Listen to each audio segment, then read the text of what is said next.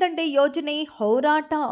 ಅಹೋರಾತ್ರಿ ಅನಿರ್ದಿಷ್ಟಾವಧಿ ರೈತರ ಪ್ರತಿಭಟನೆ. ಬಾಗಲಕೋಟೆ ಡಿಸಿ ಕಚೇರಿ ಎದುರು ಪ್ರತಿಭಟನಾ ವೇದಿಕೆ ಮೇಲೆ ಮಲಗಿದ ರೈತರು. ನಿನ್ನೆಯಿಂದ ಶುರುವಾಗಿರುವ ರೈತರ ಅನಿರ್ದಿಷ್ಟಾವಧಿ ಅಹೋರಾತ್ರಿ ಪ್ರತಿಭಟನೆ, ಸರತಿ ಉಪವಾಸ ಸತ್ಯಾಗ್ರಹ. ಕೃಷ್ಣಾ ಮೇಲ್ದಂಡೆ ಯೋಜನೆ ತ್ವರಿತಗತಿಯಲ್ಲಿ ಪೂರ್ಣಗೊಳಿಸುವಂತೆ ಆಗ್ರಹಿಸಿ ಪ್ರತಿಭಟನೆ. ಮುಳುಗಡೆ ಹೋರಾಟ ಸಮಿತಿ ಅಧ್ಯಕ್ಷ ಅದೃಶ್ಯಪ್ಪ ದೇಸಾಯಿ ನೇತೃತ್ವದಲ್ಲಿ ನಡೆಯುತ್ತಿರುವ ಹೋರಾಟ.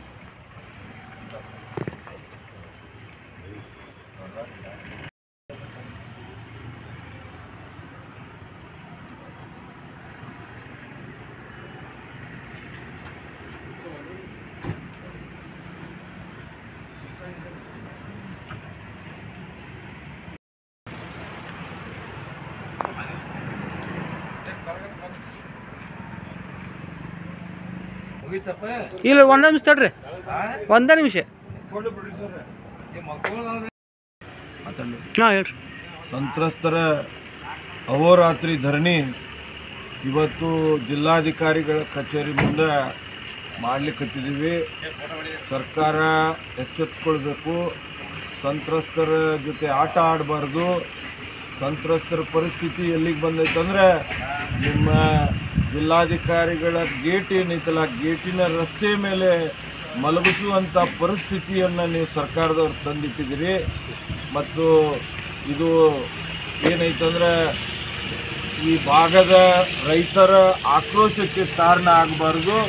ಅದಕ್ಕಿಂತ ಮುಂಚೆನೇ ತಾವು ಎಚ್ಚರಿಸಿಕೊಂಡು ಸಂತ್ರಸ್ತರ ಜೊತೆ ಮಾತುಕತೆ ಮಾಡಿ ಈ ಸಮಸ್ಯೆಯನ್ನು ಬಗೆಹರಿಸುವಂಥ ತಾವು ಹೆಜ್ಜೆ ಇಡಬೇಕು ಅಂತ ಕಿಸಿನ ಸರ್ಕಾರವನ್ನು ಕೇಳ್ತಾ ಇದ್ದೀವಿ.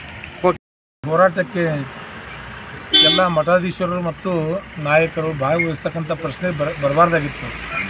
ಯಾಕಂದರೆ ಈ ಹೋರಾಟದಲ್ಲಿ ಸಂತ್ರಸ್ತರ ಕೊಡುಗೆ ಭಾಳ ದೊಡ್ಡದೈತಿ. ಇವತ್ತು ನಾವು ನಡು ಬೀದಿಯಲ್ಲಿ ನಿಂದಿರ್ತಕ್ಕಂಥ ಮಾಡ್ಕೊಳ್ತಕ್ಕಂಥ ಪರಿಸ್ಥಿತಿ ಬಂದದ್ದಕ್ಕೆ ಇಡೀ ರೈತ ಕುಲಕ್ಕೂ ಇದು ಅವಮಾನ. ದಯವಿಟ್ಟು ಈ ಸರ್ಕಾರ ಇನ್ಮೇಲಾದರೂ ಎಚ್ಚೆತ್ತುಕೊಂಡು ಈ ರೈತರ ಸಮಸ್ಯೆಯನ್ನು, ಸಂತ್ರಸ್ತರ ಸಮಸ್ಯೆಯನ್ನು ಬಗೆಹರಿಸಬೇಕು. ಅಧ್ಯಕ್ಷದಿಂದ ಸನ್ಮಾನ್ಯ ಮುಖ್ಯಮಂತ್ರಿಗಳಿಗೆ ಮತ್ತು ಸರ್ಕಾರಕ್ಕೆ ನಾನು ವಿನಂತಿ ಮಾಡ್ಕೊತೀನಿ. ಇದ್ದರೆ